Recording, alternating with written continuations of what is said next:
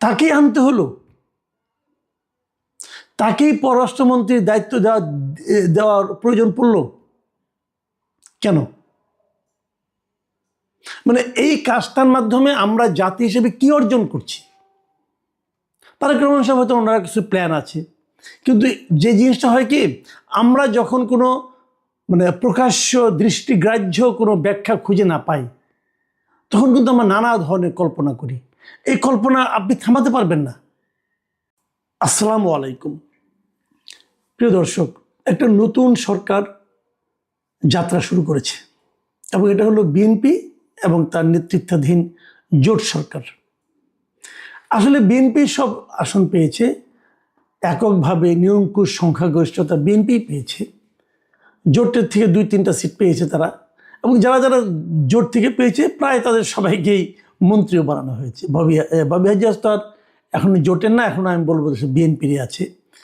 যেমন নুরুল হক নূর অথবা আপনার জুনায়েদ সাকি, এদেরকে কিন্তু প্রতিমন্ত্রীও বানানো হয়েছে। তো এই নতুন সরকারের যাত্রা, এর মধ্যে দেখলাম যে মালদ্বীপের প্রেসিডেন্ট সৌজন্য সাক্ষাৎও করেছেন আমাদের নতুন প্রধানমন্ত্রীর সঙ্গে। এটা বোঝা যাচ্ছে সরকার কাজ শুরু করে দিয়েছে।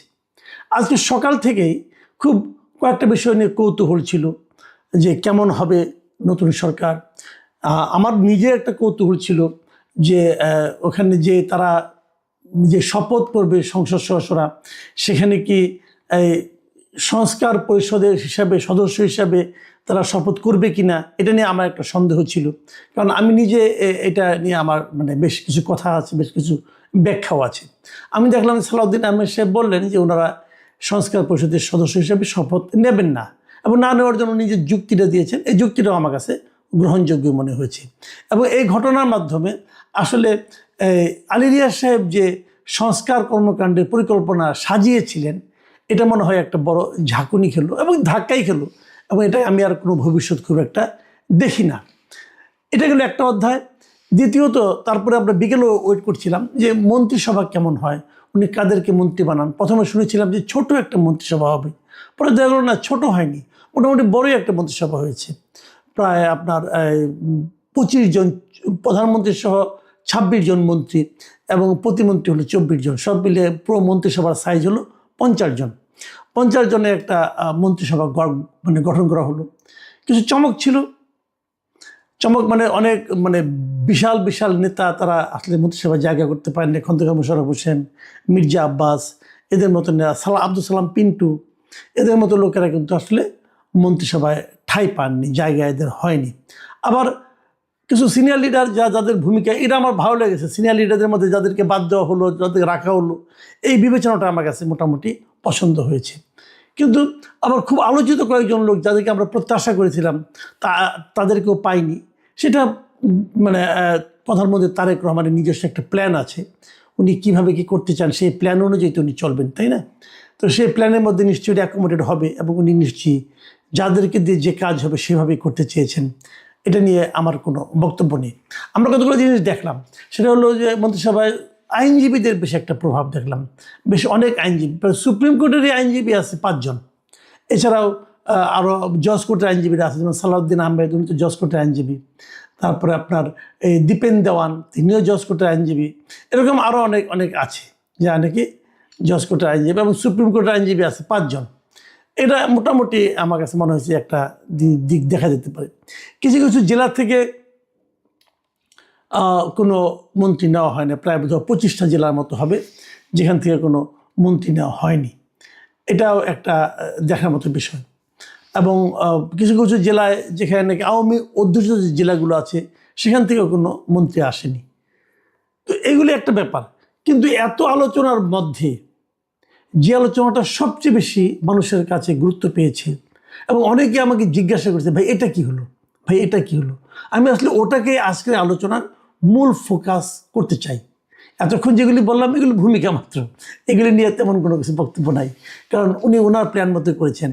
যেটা নিয়ে আলোচনা করব সেটাও ওনারই প্ল্যানই হয়েছে, সেটা কিন্তু আমাদের কোনো প্ল্যান নাই, আমাদের কোনো বক্তব্য নাই। কিন্তু আমার কেন যেন মনে হয়েছে যে তারেক রহমান সাহেব কেন যেন একটা সমালোচনাকে ইনভাইট করতে যাচ্ছেন এটা নিয়ে। এটা অহেতুক কিনা আমি বলবো না, আমি জানি না, কারণ সব হেতু তো আর আমাদের মতো সাধারণ মানুষের জানার কথা না, আমরা ধারণাও করতে চাই না, কারণ যেগুলি ধারণার মধ্যে আসে সেগুলো একটু খুব আপনার সুন্দর না, ওইগুলো শুনতে খুব ভালো লাগবে না, কাজে ওই ধারণাগুলো আমি উচ্চারণই করতে চাই না। ঘটনাটা হলো পররাষ্ট্রমন্ত্রী নিয়ে। উনি দুজন টেকনোক্র্যাট মন্ত্রী কিন্তু নিয়েছেন এখানে, দুজনই তো দেখলাম মোটামুটি যতটুকু মনে পড়ে, এবং দুজনের মধ্যে একটা টেকনোক্র্যাট মন্ত্রী যাকে নাকি পররাষ্ট্র মন্ত্রণালয়ের মতো একটা গুরুত্বপূর্ণ মন্ত্রণালয়ের দায়িত্ব দেওয়া হয়েছে। এই পররাষ্ট্র মন্ত্রণালয় হিসেবে নেওয়া হয়েছে মিস্টার খলিলুর রহমানকে। উনি অনেক পরিচিত একটা নাম বাংলাদেশের, আগে কেউ চিনত না, এই ইউনূস সরকার আসার পর উনি বিখ্যাত হয়ে উঠেছেন। উনি ইউনূস সরকারের অন্তর্বর্তীকালীন সরকারের জাতীয় নিরাপত্তা উপদেষ্টা ছিলেন। এই মিস্টার খলিলুর রহমানকে নিয়ে তখনই, যেদিন ওনাকে নিরাপত্তা উপদেষ্টা হিসেবে নিয়োগ করা হয়েছে, তার আগে উনি রোহিঙ্গা বিষয়ক ছিলেন, উপদেষ্টা ছিলেন, এবং তারপর ওনাকে নিরাপত্তা উপদেষ্টা করা হয়। পরে ওনাকে বিমানের যে বোর্ড আছে সেই বোর্ডের মেম্বারও করা হয়। মন্ত্রিত্ব দুইটা মন্ত্রিত্বের মতো পদের থেকে উনি বিমানের বোর্ড মেম্বার হয়েছিলেন। কেন হয়েছিলেন? নিশ্চয়ই ওনার আগ্রহ ছিল। তো এরকম একজন ব্যক্তি, এবং যাকে নিয়ে শুরু থেকেই বলা হচ্ছিল যে উনি একজন দ্বৈত নাগরিক। শুরু থেকে যখন বলা হচ্ছে, প্রথম কয়েকজন উনি কিছু বলেননি, তারপর উনি বলেছেন, চ্যালেঞ্জ করে বলেছেন, না উনি দ্বৈত নাগরিক না, উনি একমাত্র বাংলাদেশেরই ওনার পাসপোর্ট আছে, আর কোনো পাসপোর্ট নাই। তো সেটাও একটা ব্যাখ্যা আছে যে তাহলে যদি পাসপোর্ট না থাকতো তাহলে উনি এত বছর ধরে আমেরিকা থাকলেন কিভাবে? উনি কি অবৈধ হিসেবে ছিলেন? কিন্তু অবৈধ হিসেবে ছিলেন তার কথা না, তাই না? উনি আসছেন যাচ্ছেন, তাহলে কীভাবে? তো তাহলে কি ওনার ওখানে থাকার কোনো পারমিশন আছে, যেটাকে আমরা গ্রিন কার্ড বলি? উনি কি গ্রিন কার্ডধারী? এগুলো নিয়ে কিন্তু নানা আলাপ। আবার অনেকে বলেন যে না, উনি অন্য একটা নাম নিয়ে আমেরিকার নাগরিকত্ব নিয়েছেন, এবং সেই নামের ওনার ফেসবুক অ্যাকাউন্টের ছবি টবিও আমরা কিন্তু সোশ্যাল মিডিয়ায় দেখেছি। এখন সত্য মিথ্যা উনি বলতে পারবেন, উনি তো এটা ব্যাখ্যা দেবেন না। এখন তো আগেও দিতেন না, এখন তো আরও দিবেন না। এখন তো একটা শক্তিশালী পলিটিক্যাল গভর্নমেন্টের উনি টেকনোক্রেট মন্ত্রী হয়েছেন। ওই পলিটিক্যাল গভর্নমেন্টটা উনি এতই টেকনিক্যালি এক্সপার্ট যে এরকম এই মাপের আর কোনো এক্সপার্ট তারা খুঁজে পায় নাই। এটা আমি মনে করি যদি এরকম কোনো পলিটিক্যাল পার্টি হয় যে তারা পররাষ্ট্রমন্ত্রী করার জন্য একজন টেকনোক্রেটকে আনতে হয়, তো ভালো। আমি মনে করি সেই পলিটিক্যাল পার্টির যে দীনতা এটা একটু হলেও প্রকাশিত হয়। কেন তারা করলেন যাই না। তারপরে আবার কি, এই ধরনের একজন বিতর্কিত লোক, এখন আপনি বলবেন যে ওই বিতর্কিতটা আমি কীভাবে বলি? আচ্ছা ঠিক আছে, আপনাদের আমি একটা পুরনো ঘটনার কথা উল্লেখ করতে চাই। সেটা হলো এটা গত বছরের 2025 সালের 17 মে এই তারিখের আমি খুলনাতে একটা জনসভায় এখন যাকে স্বরাষ্ট্রমন্ত্রীর দায়িত্ব দেওয়া হয়েছে মিস্টার সালাউদ্দিন আহমেদ, উনি একটা মিটিং করেছিলেন। সেই মিটিংয়ের শিরোনামটা দেখেন আমি প্রথম আলো থেকে নিয়েছি। সেই মিটিংয়ের নিউজের যে শিরোনামটা ছিল, লেখা ছিল আপনার একমাত্র ম্যান্ডেট একটা সাধারণ নির্বাচন করা, প্রধান উপদেষ্টার উদ্দেশ্যে সালাউদ্দিন আহমেদ। সালাউদ্দিন আহমেদ প্রধান উপদেষ্টাকে বলছেন আপনি তাড়াতাড়ি একটা নির্বাচন দেন, কারণ আপনার একমাত্র ম্যান্ডেটই হচ্ছে একটা নির্বাচন করা। 2025-এর 17 মে পত্রিকায় এটা প্রকাশিত হয়েছিল। সেই নিউজটা আপনি চতুর্থ প্যারায় যদি আপনি যান, সেখানে কি লিখেছিলেন উনি, আমি আপনাদেরকে একটু পড়েই শোনাই। সালাউদ্দিন আহমেদ বলেছিলেন, আপনার সরকারে একজন বিদেশি নাগরিককে আপনি জাতীয় নিরাপত্তা উপদেষ্টা করেছেন। আপনার কি সেই আক্কেল জ্ঞান নাই? একজন বিদেশি নাগরিকের কাছে এই দেশের সেনাবাহিনী নিরাপত্তা সংক্রান্ত রিপোর্ট প্রদান করবে কিভাবে ভাবলেন? খেয়াল করুন, ওনাকে নিরাপত্তা উপদেষ্টা হিসেবে নিয়োগ করে ডক্টর ইউনূস যা করেছেন সেই সম্পর্কে মন্তব্য করতে দিয়ে সালাউদ্দিন আহমেদ সাহেব বলছিলেন যে আপনার কি আক্কেল জ্ঞান নাই? এখন ডক্টর ইউনূসের আক্কেল জ্ঞান নাই বুঝলাম, আপনার সন্দেহ হচ্ছে। এখন উনি তো আপনাদের মন্ত্রিসভায় মন্ত্রী হয়ে গেলেন, পূর্ণমন্ত্রী, উপদেষ্টাও না, সাময়িক সময়ের জন্য না, কিন্তু পূর্ণভাবে একটা মন্ত্রী হয়েছেন উনি। এখন আমরা কার আক্কেল কার জ্ঞান খুঁজবো বলেন? আমি জানি না। উনি এই প্রসঙ্গটা আরেকটা কথা বলেছিলেন, ওই যে রোহিঙ্গা করিডোরের নামে যে মানবিক করিডোর দেওয়ার কথা উনি বলছিলেন প্রথম এই খলিলুর রহমান সাহেব, পরে সামগ্রিকভাবে ব্যাপক চাপ হয়েছিল। সেই চাপের মুখে উনি বলেছিলেন যে উনি এগুলিকে পাত্তা দেন না। তো সেই প্রসঙ্গে উনি বলেছিলেন যে ওনার ওই আচরণ সম্পর্কে বলেছিলেন যে অত্যন্ত অ্যারোগেন্টলি আপনার সেই উপদেশটা বলেছেন, তাতে নাকি কিছু যায় আসে না। সেই জাতীয় নিরাপত্তা উপদেষ্টাকে আপনি বিদায় করুন, হয় তিনি নিজে পদত্যাগ করবে, না হলে আপনি তাকে বিদায় করবেন। এদেশের নিরাপত্তা সংক্রান্ত কোনো জাতীয় দায়িত্ব বিদেশি কোনো নাগরিকের হাতে থাকতে পারে না। এই নাগরিক ষড়যন্ত্র করছে বাংলাদেশে একটি অস্থির পরিস্থিতি সৃষ্টি করার জন্য, আমরা তা হতে দেব না। এটা কিন্তু সালাউদ্দিন আহমেদ সাহেবের বক্তব্য। সালাউদ্দিন সাহেব কিন্তু বোকা টাইপের লোক না। ওনাকে আমি যতটুকু দেখেছি এই মন্ত্রিসভার বিএনপির সেন্ট্রাল কমিটির যারা ধীর স্থির লোক বলতে যাদেরকে বোঝায়, উনি তাদের মধ্যে একজন। উনি এতটাই ধীর স্থির, দেখুন আজকেও কিন্তু যখন ওরা বললেন যে ওনারা সংবিধান সংস্কার পরিষদের সদস্য হিসেবে শপথ নেবেন না, সেই কথাটাও কিন্তু বিএনপি এই সালাউদ্দিন সাহেবকে দিয়ে বলিয়েছেন। মেপে কথা বলেন, অপ্রয়োজনে একটি কথা বলেন না। তো খলিলুর রহমান সাহেব সম্পর্কে সালাউদ্দিন সাহেবের এই যে মূল্যায়ন, এই যে উচ্চারিত বাক্যসমূহ, এই বাক্যসমূহ কি কেবল ওই সময়ের জন্য প্রযোজ্য ছিল? সেটা কি বর্তমান সময়ের জন্য প্রযোজ্য? একেবারেই নয়। তাকেই আনতে হলো,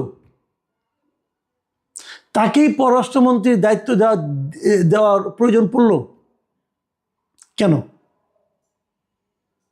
মানে এই কাজটার মাধ্যমে আমরা জাতি হিসেবে কি অর্জন করছি?